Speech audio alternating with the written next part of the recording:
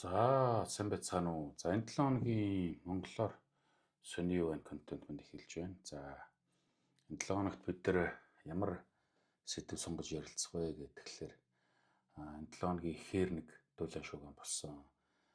Соёлын төв өргөөг нурааж одоо 50 давхар 2 блок барих одоо тийм хотын захиргаан дээр яригдж байна гэсэн мэдээлэл сошиал медиа дээр тавигдаж бол нэлийн шууган маргаан мэтгэлцээнд дагуулсан. За тэгээд мэдээж хэлж ярьж байгаа үндэслэл эсэргүүцэж байгаа хүмүүс бол их зөндөө гарч ирсэн тий. За хамгийн нэгдүгürt бол нөгөө соёлын өвийн тухай асуудал яригдчих. Ерөөсөө ингээд за 40-гүй жилийн өмнө баригдсан тий. Одоо ер нь тогтмол засвар үйлчлэгээ юм хийгээд явж исэн бол хангалттай сайхан өшөөж олон жил насалчглаар нэг юм содон соёлын өвийн бүртгэлтэй барилгаа ер нь ураах шаардлага байгаа мó гэдэг асуудал орж ирж байгаа. За тэгэхээр соёлын өв өдргээ ярихлаар бол хүмүүс зарим нэг хүмүүс өдөр бол нэг хангалттай ойлгодоггүй те ингээд юу яад тэгэл мэдхгүй одоо хөгжил юм чинь ураагаал гоё шилэн барилга бариач өдр гэж ярих тохиолдол байдаг л та. Одоо манай дарга нар өдр бол маш их тийм ярьдаг те.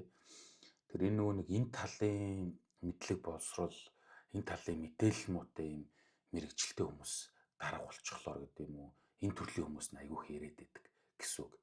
За одоо хүнийг мэдээж төгссөн сургууль янз бүрийн юмар нь дээр доор нэтэрэ гэж хэлэхэд бол хэцүү боловч одоо манай хотын дарга маань бол одоо том бүрхэг тий төвхтэй сургууль төгссөн байдаг. За тэгээд тэр орлогч эдэр нь бол ерөөсөө нэг соёлын өв тий энэ түүх соёл гэж юу юм бэ гэдэг мэдлэгээс хол одоо дандаа нэг инженерийн боловсролтой хүмүүс.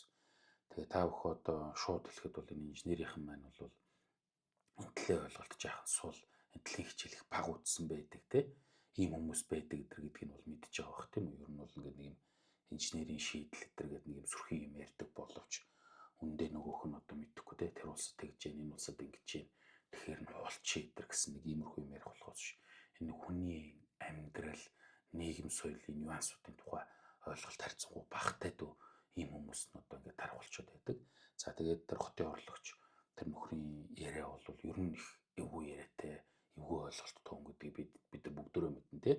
Та зам дээр бол хүн хүчил байдаг. Наадах чинь бол стандарт сэвэтэй зам чулуун боржуул бол хагардаг гэдэг гэх шиг ингээд нэг юм аюу сонин юм ярьдаг буюу тэр хүний нөгөө ерөөсөө л нэг ойлголт мэдлэг юмных нь санаа тийм байгааг харж байгаа. Тэгэхээр тийм бодолтой ойлголттой хүн чинь нэмээд манай одоо хотын дарга ямар сайхан нөхөр үлээ те тэрнтэй нийлчихлээр тэр хоёрын яриа авцалтаа бол ингээд цаашаа явчихна гэсэн үг. За яг зүгээр соёлын өв өдр гэдэг юм айдуулаа зүгээр хамгийн амархан ойлгох өнцгөөс нь ярих юм бол одоо ерөнхийдөө Монгол нэг нийгэм нийтээр нэг яаж дэлхийд өөрийгөө таниулах вэ, яаж брэнд болох вэ гэж ингэж нэг яриад байгаа. Тэ. Тэгэхээр ерөөсө брэнд гэдэг юм чинь хамгийн мангар энгийнээр ярих юм бол бусдаас онцгой ялгаатай байгаа байдлыг л хэлж байгаа. Тэгэл эн чинь брэнд гэсэн үг. Хамгийн одоо баг нэгдүгээр шалгуур бол тийм үү. Тэгэхээр Монгол улсад байгаа энэ нэг энэ социализмын барилга болоод за энэ Монголын уламжлалт соёл юмыг илэрхийлж байгаа юм чинь өөр дэлхийн тийм олон улсад байдаг зүйл биш байхгүй. Байхгүй гэхлээр энэ чинь ховор гэсэн үг. Ховор гэхлээр бидний нөгөө хүсээд ялгараад ялгаатай өөр байх гад бүр байж ядаад хайгаад байгаа тэр юм чинь болох боломжтой гэсэн үг. Ерөөсөө тодорхой өөр газар байхгүй бол юу юм? Үгүй эн чинь брэндэл гэсэн санаа шүү дээ тий. Эсвэл ховор байх юм бол.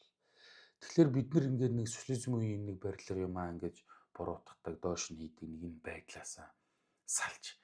Үгүй эн чинь бидний брэнд байж болно шүү дээ. Энд чинь бидний соёлын онцлог байж болно шүү дээ гэдэг өнцгөөс нь харж ойлгодог байх хэрэгтэй юм байна л да.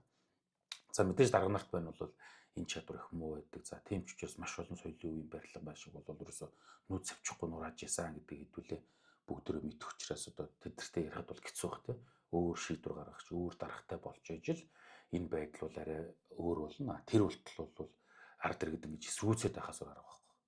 За ингээд сошиал дээр бол эсрүүцлэлээр дээр зөндөө юмуд гарсан. За ингээд сая ярьсан соёлын өвөөс гадна ахаад юу гэсэн юм ярьсан бэ гэхээр гүг саяхан л наад Нямбаатар чинь тэ одоо энэ баг тойрууд бол 7 давхраас дээш өндөр барилга барихгүй гэсэн журам мурамчлуу шийдвэр мэдвэрчлүү юм гаргаад солиороод байсан биз дээ. Тэгчээд одоо ягаа соёлын төвөргөөгөө буулгаж байгаа 50 давхар 2 барилга барих гээд байгаа юм бэ гэдэг ийм шүмжийг бол хууль эрх зүйн үүднээс хүмүүс нь ярьсан.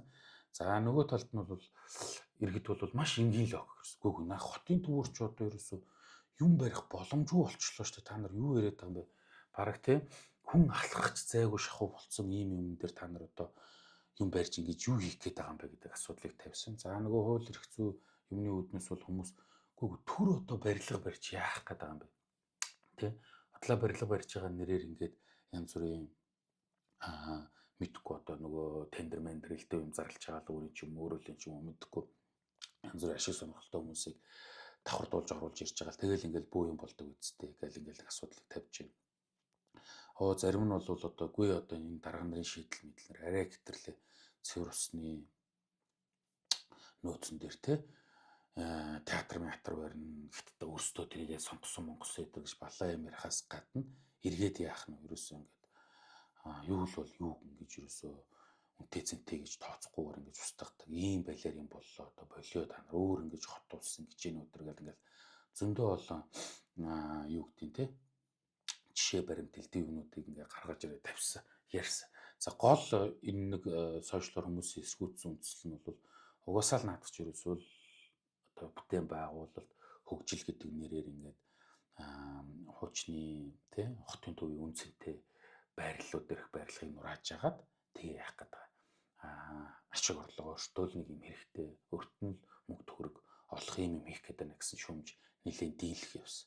За энэ бол аргагүй юм тий ерөөсөө аргагүй хэвлээ жишээ нь одоо ерөөсөө нэг ийм уламжлал Монголд ингээд тогтцсон тий ямар нэгэн барилгын төрийн барилга байгууламжид ерөөсөө ингэж засварын мөнгө төгрөг өдөр төсөөлдөг. За зарганч бүр зарим дарга нь бол ингээд зориудаар нөгөө хий чинь гэж тэр барилгыг муудуулж, усан давтуулж, тэ салхишроонд идүүлж ингэдэг тийм зориулттай дарга нар байсан байна гэдэг бол хэдүүлээ тэр байгалийн төвийн музейн дарга Зөрөгт Баатар болов те нэг нөхрийн түүхнээс бол харсан те ерөөсөө ингэж хэрэгээр засварлахгүй байжгаад нөгөө хий чинь бүр муутгаж байгаадгүй одоо нураахаас аргагүй штэ гэдэг ийм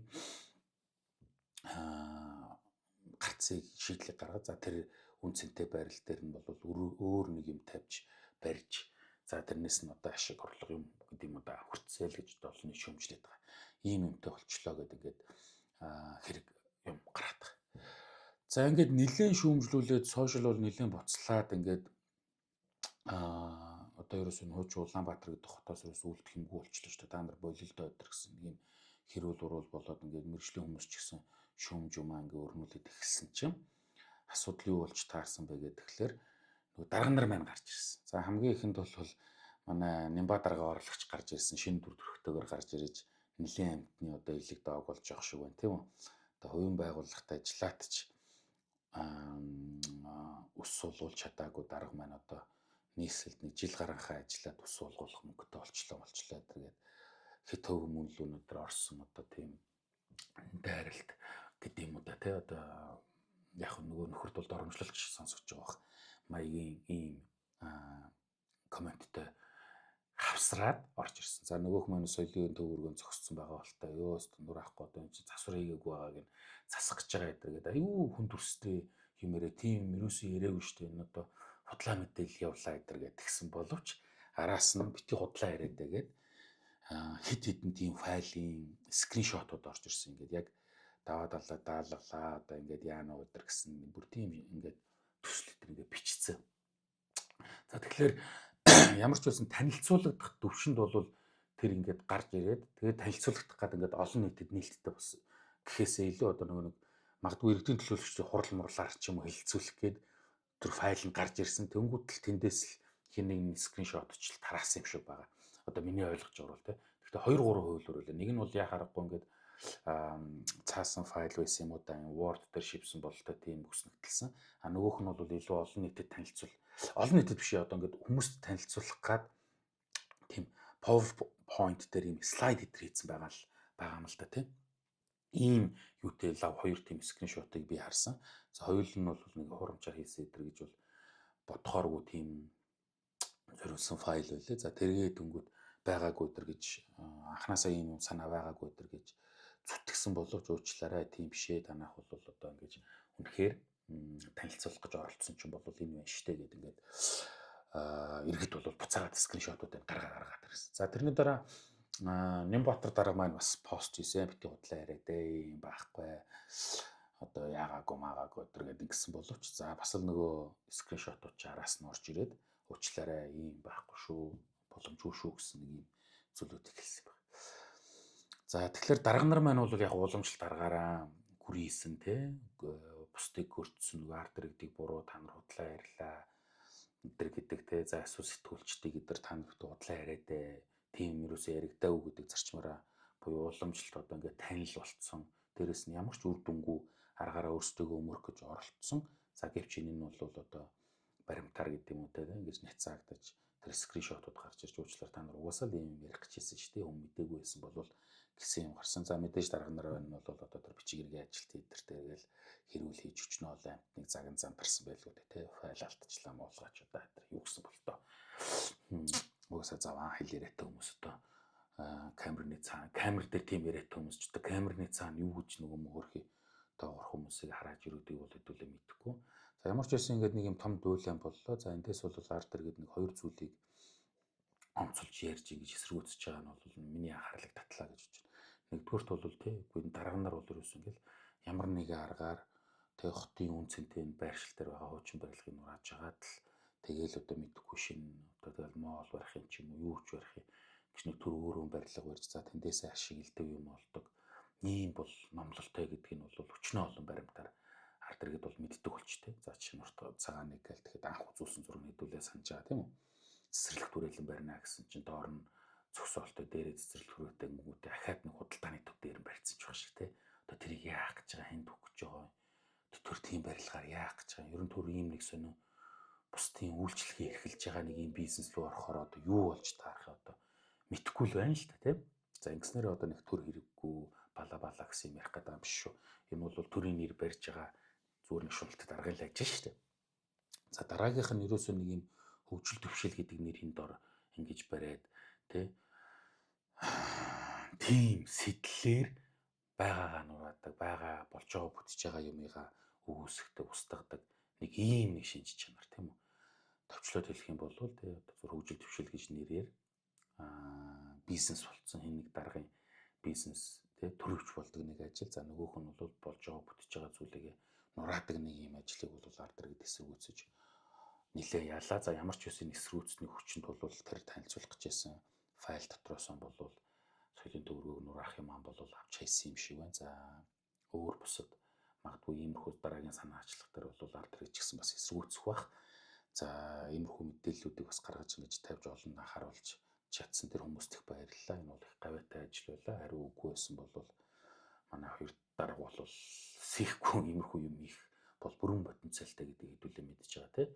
Зүгээрээс явууны замыг яадаг үлээ зүгээрээс бусад барилгуудыг нураагаад тийм ингэж хийнэ гэж худлаа зураг үзүүлж жаад яаж өөргөж өөрчилж өөртөө ашигтай байдал руу өдр аваачдаг үлээ гэдгийг бол ингээд өчнөө олон хэвлэл мэдээлэл сошиал медиагийн постэр бид нар ингээд харж байгаа. За хоёр талын байр суурь юм байлаа. За та бүхэн бол одоо хөгжил төвшилтэй шинжлэх ухаан гэдэг гой сайхан зөв төглүүд ярьж ягаад төр юу хийж бүтлгүүтдэг тухайн судалгааг бид оруулъя. Хэрвээ боломжтой бол тэгэхэд уншиж сонирхоорой. Өөрөөр хэлэх юм бол одоо манай дарга нарын яриад байгаа зүйл бол бас өмнө өчнөө олон дарга нар ингэж хийх гэж оролдож зүтгэжсэн нэг юм зүйл. За тэгээд үр дүнд хүрж ирсэн үгүй яагаад үр дүнд хүрдэггүй вэ гэдэг нь бол маш сайхан тайлбарласан судалгаа байгаа. Ингээд эх 7 хоногийнхоо Монголоор сони байна. Контент дээр эргээ олцгаая баярлалаа.